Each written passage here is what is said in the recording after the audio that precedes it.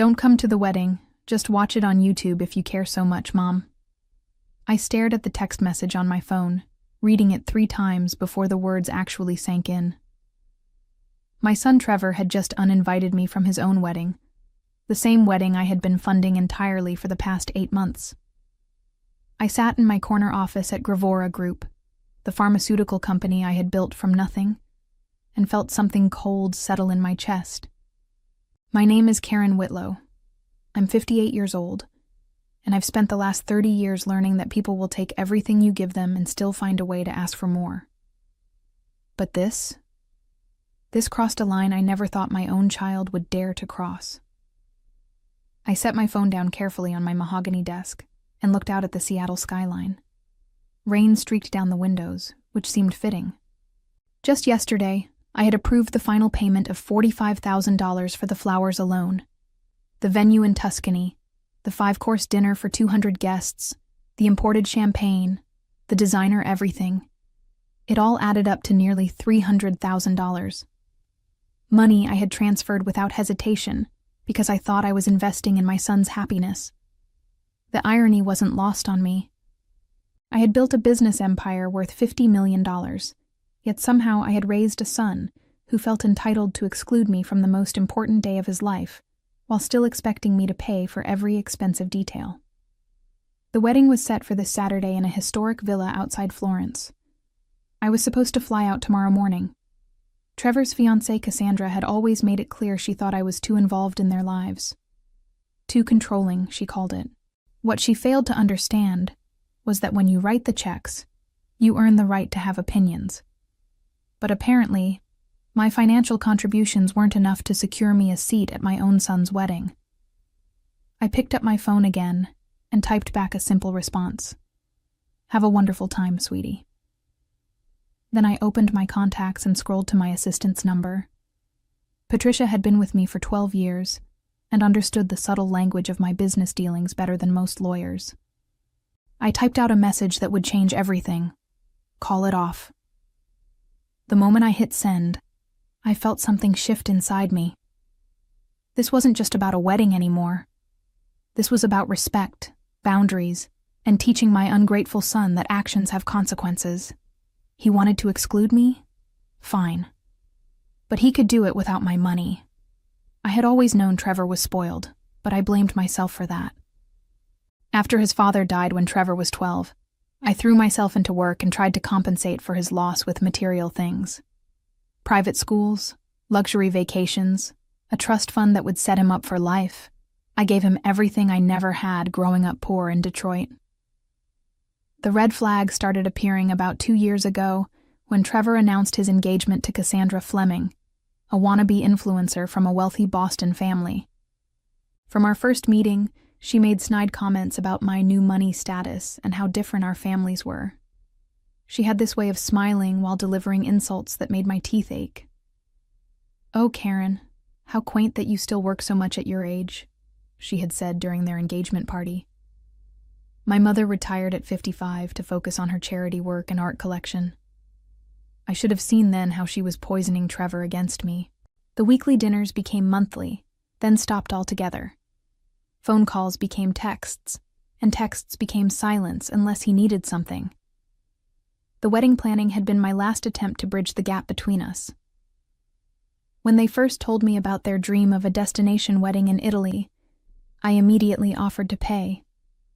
Trevor's eyes lit up with that familiar gleam I recognized from his childhood, the look of someone who had just gotten exactly what they wanted. But Cassandra's expression was different. She looked almost disappointed that I had made the gesture before she could manipulate it out of me. Over the following months, every conversation about the wedding became a negotiation. Cassandra wanted the most expensive everything, and somehow I became the villain for asking reasonable questions about the budget. When I suggested we could have an equally beautiful ceremony in Napa Valley for half the cost, she accused me of trying to ruin their special day. "This is our dream wedding, Mom," Trevor had said, his voice carrying that whining tone I remembered from when he was 15. "Can't you just support us without trying to control everything?" The worst part was watching my son transform into someone I barely recognized. The boy who used to call me every Sunday had become a stranger who only contacted me when he needed another wire transfer. Cassandra had successfully turned me from his mother into his ATM, and I had let it happen because I was desperate to maintain some connection with my only child. Now, sitting in my office with rain pattering against the windows, I realized that connection had been an illusion. They had been planning to exclude me all along, probably figuring I would find out too late to do anything about it. They had underestimated me completely. My phone buzzed with a text from Patricia. Understood. How far do we take this? I smiled for the first time in weeks and typed back, all the way. The next morning brought a flurry of activity that felt oddly therapeutic. Patricia arrived at my office at 6 a.m. with a stack of contracts and a grim expression that told me she was ready for war. We had worked together long enough that she understood my methods.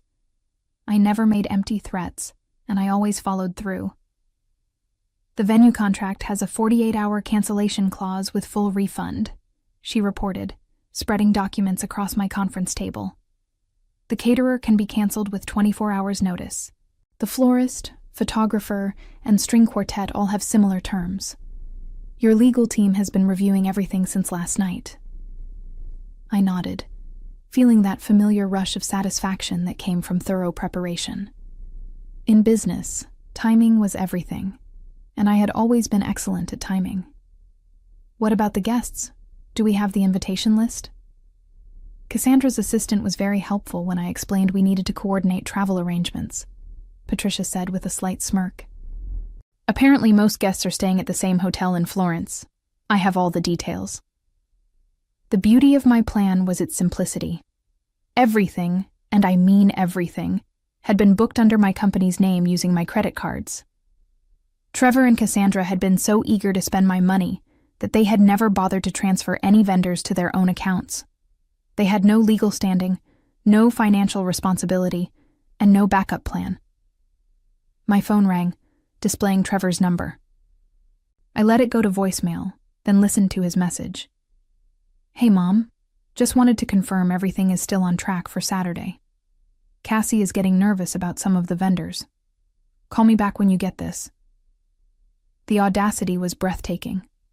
3 days after uninviting me, he was calling to make sure I was still handling all the logistics for his wedding. I deleted the message without responding. Patricia looked up from her laptop. The hotel confirms that Mr. Trevor Whitlow and Miss Cassandra Fleming checked in yesterday evening. Their rehearsal dinner is scheduled for tonight at the venue. Perfect timing, I said, feeling pieces click into place. Execute the cancellations in sequence. Start with the vendors, then the venue. I want everything gone by noon their time. As Patricia made the calls, I booked a flight to Florence. If my son wanted me to watch his wedding online, he was going to be disappointed. There wouldn't be a wedding to watch, but there would be something much better. A lesson in consequences that would be worth every penny I had ever spent on his entitled existence. The last call Patricia made was to the villa. I watched her face as she spoke with the event coordinator, explaining that the Whitlow wedding was canceled effective immediately due to a family emergency. When she hung up, she looked at me with something approaching admiration. It's done, she said. Everything's canceled. Do you want me to book the return of the deposits? Not yet, I replied, already planning my next move. I have a better idea. The flight to Florence gave me 12 hours to perfect my plan. While Trevor and Cassandra were probably enjoying their rehearsal dinner, blissfully unaware that their wedding was evaporating around them, I was 30,000 feet above the Atlantic, putting the finishing touches on what would become the most satisfying business transaction of my career. I had built Gravora Group by recognizing opportunities that others missed, and this situation was no different. The Villa Monterosa was exquisite, a 16th century estate with terraced gardens, a chapel, and accommodations for 50 guests. I had chosen it myself after touring dozens of venues. It was exactly the kind of place where a successful pharmaceutical CEO might host an important corporate retreat. My assistant had done her homework. The villa's event coordinator, Signora Benedetti, was devastated about the cancellation. but thrilled when I called to book the same weekend for a last-minute executive summit. The deposit I offered was twice what Trevor's wedding would have paid, and I promised a full week of additional bookings for future company events. "Naturalmente, Signora Whitlow," she had said in accented English. "The villa is yours. We will make it perfetto for your important guests." What she didn't know was that my important guests were the same people who had been invited to my son's wedding. During the flight, I had spent 4 hours crafting the perfect email, which went out to every single person on Cassandra's invitation list. "Dear friends and family," it began, "due to unforeseen circumstances, Trevor and Cassandra's wedding has been postponed indefinitely. However, I, Karen Whitlow, would be honored to host you all for a weekend celebration of new beginnings at the Villa Monterosa. Please consider this my treat as a gesture of gratitude for your friendship and support over the years." The responses started coming in before I landed. Apparently, many of the guests had been looking forward to their Italian weekend more than the actual wedding. Cassandra's own grandmother replied that she was delighted to finally meet the woman who built such an impressive company and looked forward to proper conversation with someone who understood business. By the time I checked into my hotel in Florence, a different one from where Trevor and Cassandra were staying, I had 43 confirmed attendees for my impromptu celebration. The florist was thrilled to repurpose the elaborate arrangements. The caterer switched the menu from wedding breakfast to corporate luncheon without missing a beat. Even the string quartet was available, eager for the additional income. The only thing I changed was the photography. Instead of wedding pictures, I arranged for a professional videographer to document my weekend celebration. After all, Trevor had suggested I watch on YouTube. I wanted to make sure he had something worth watching. My phone had been buzzing constantly with calls from Trevor, but I had turned it to silent mode. I could see his increasingly frantic voicemails piling up, but I wasn't ready to speak with him yet. First, I wanted him to fully understand what he had lost. The hotel concierge handed me my room key with a warm smile. "Benvenuta a Firenze, Signora Whitlow. I understand you have a special event this weekend." "Yes," I said, feeling genuinely happy for the first time in months. "It's going to be quite a celebration." As I rode the elevator to my suite, I thought about Trevor's text message that had started this whole thing. He had wanted me to watch his wedding online, as if my love for him could be reduced to a passive viewing experience. What he was about to learn was that some lines, once crossed, could never be uncrossed. And some mothers, when pushed too far, would rewrite the entire script. Saturday morning dawned crisp and clear in Tuscany. I woke up in my hotel suite feeling more energized than I had in years, like a general preparing for a battle I knew I would win. My phone showed 37 missed calls from Trevor and 12 text messages that progressed from confusion to panic to pure desperation. The first one, sent at 11 p.m. Florence time, read, "Mom, something weird is happening. The venue says our wedding is canceled. This has to be a mistake. Call me ASAP." By 3 a.m., his messages had become increasingly frantic. "Mom, where are you? The florist won't answer their phone. The caterer says they're working a different event. What is happening?" The most recent message, sent just an hour ago, simply said, "Please, I'm begging you. Call me back." I set the phone aside and ordered room service, fresh pastries, Italian coffee, and fruit that tasted like sunshine. Today was going to be perfect, and I intended to savor every moment of it. At 10 a.m., I arrived at Villa Monterosa to find organized chaos. The staff was setting up for what they believed was a corporate retreat, but with all the wedding flowers and decorations, it looked more like a fairy tale than a business meeting. Signora Benedetti greeted me with enthusiasm that bordered on reverence. "Signora Whitlow, everything is ready for your special guests. The chapel is prepared for your presentation." I had told her I would be giving a keynote speech about new beginnings in business. It wasn't entirely a lie. "Yes, I'll be speaking about the importance of loyalty and respect in professional relationships." The first guests arrived at noon, Cassandra's Boston relatives who had been confused by my email but decided to attend anyway.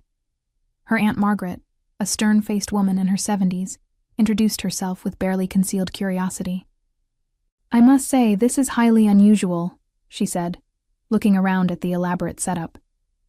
Cassandra never mentioned that Trevor's mother was so involved in the wedding planning. "Oh, I was very involved," I replied with a smile that felt sharp around the edges. "Some might say I made the whole thing possible." More guests trickled in throughout the afternoon. College friends of Trevor's, business associates of mine who had been invited as a courtesy, distant relatives who seemed more interested in the free Italian vacation than family obligations. By 4 p.m., we had a full house, and the irony was delicious. My son's wedding guests were attending my celebration instead. The photographer I had hired was documenting everything beautifully. Candid shots of guests enjoying the gardens, formal portraits in the chapel, group photos on the terrace with the Tuscan hills as a backdrop. It would make for quite a YouTube video. At 5 p.m., just as I was preparing to give my speech, my phone rang with a call from the hotel where Trevor and Cassandra were staying. I let it go to voicemail, then listened as the manager explained that Mr. Whitlow was in the lobby, asking to speak with me urgently. I turned to Signora Benedetti. "If anyone comes to the villa asking for Karen Whitlow, please tell them I'm unavailable. This is a private corporate event." She nodded solemnly. "Of course, Signora. No interruptions." As the golden hour approached and my guests gathered in the chapel for my presentation, I felt a satisfaction deeper than any business success I had ever achieved. Trevor had wanted to exclude me from his special day. Instead, I had created my own special day, with his guests, at his venue, telling the story I wanted to tell. The chapel at Villa Monterosa had never looked more beautiful. Late afternoon sunlight streamed through the stained glass windows, casting rainbow patterns across the stone floor where 43 wedding guests sat in wooden pews, waiting to hear what I had to say. The irony of the moment wasn't lost on me.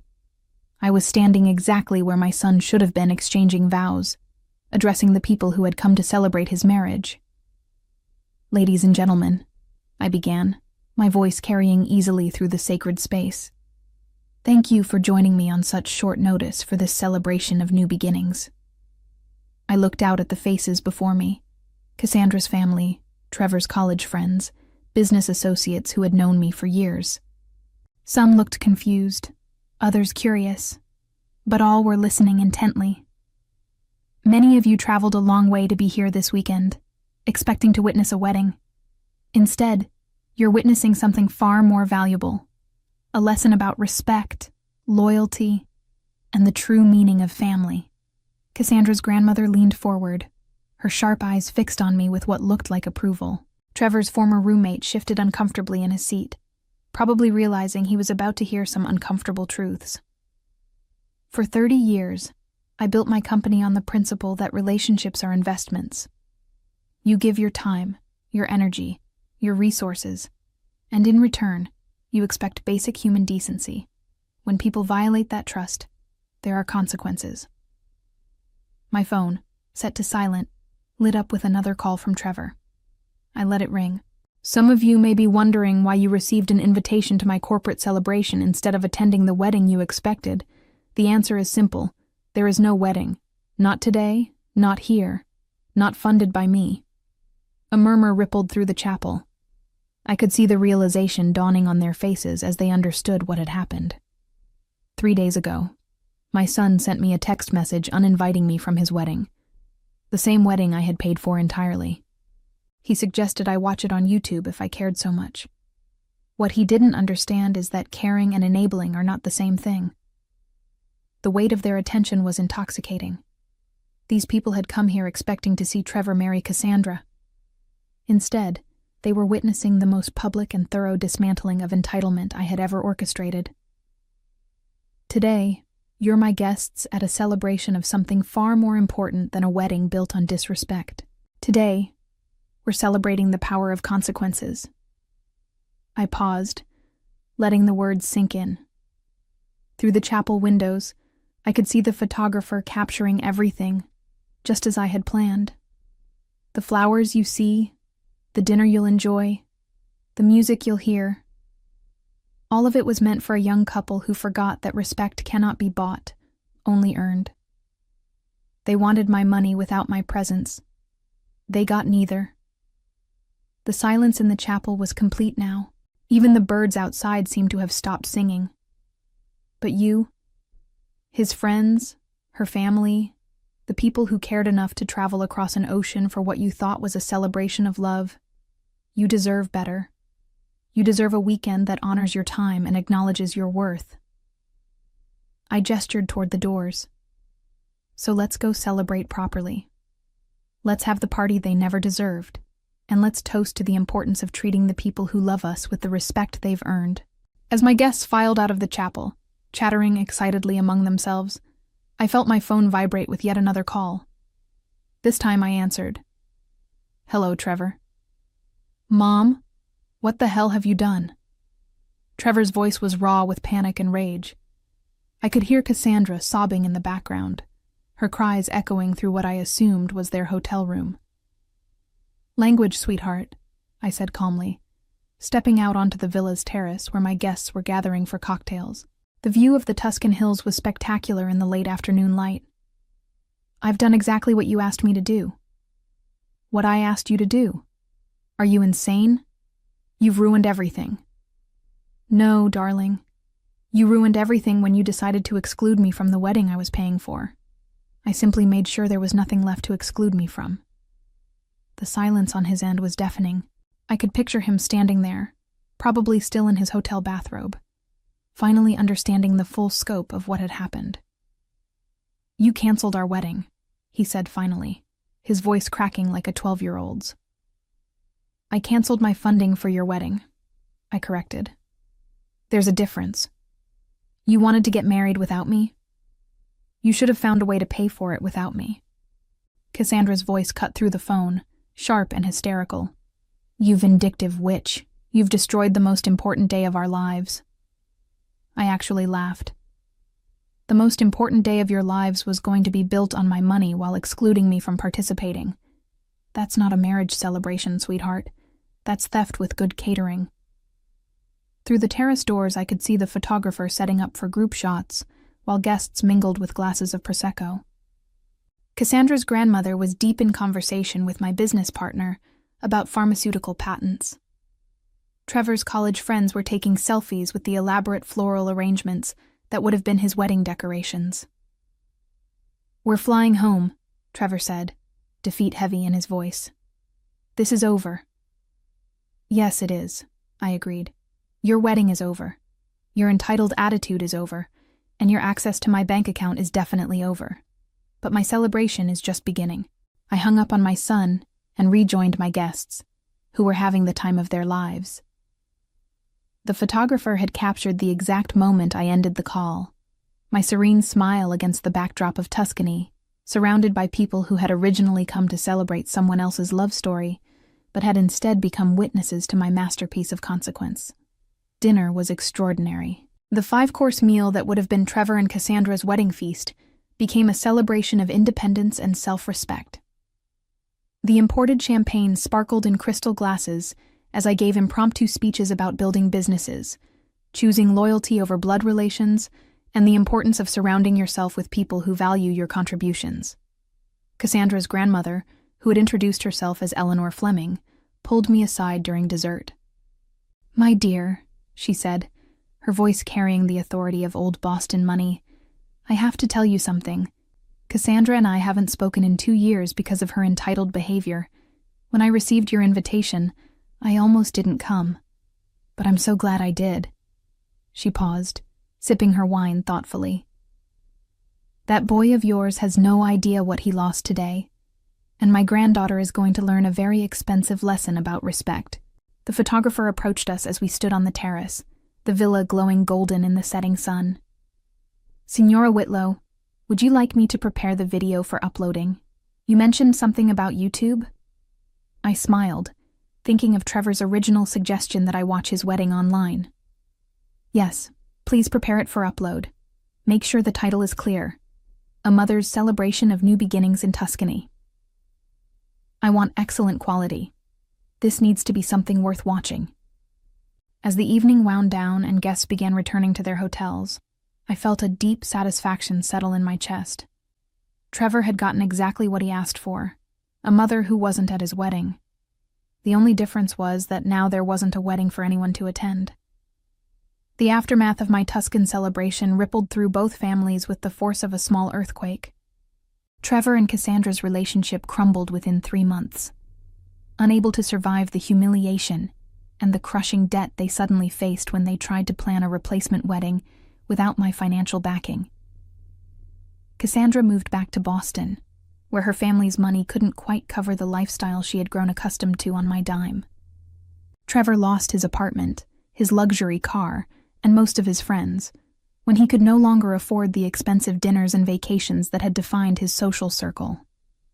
He was forced to take a real job for the first time in his adult life, working in customer service for a tech company that paid a fraction of what his trust fund had provided. The video of my celebration went viral, viewed over 2 million times, with comments praising me as a savage queen and mother of the year. Cassandra's social media influence evaporated overnight when the story broke, her follower count plummeting as people realized her luxurious lifestyle had been funded entirely by the mother-in-law she had spent years insulting. As I sit in my Seattle office now, 6 months later, watching the rain streak down my windows, just as it did on that day when everything changed, I feel no regret about the choice I made. Trevor calls occasionally, usually when he needs help with rent or groceries, but our conversations are different now, more honest, less entitled. Sometimes I think he might actually be learning what it means to earn something instead of simply expecting it. Building Gravora Group taught me that the most valuable lessons often come with the highest price tags, and some investments only pay dividends when you're brave enough to stop throwing good money after bad. My son wanted to exclude me from his life while keeping my wallet. Instead, he learned that love and money are not the same thing, and that a mother's generosity, once lost, is not easily regained.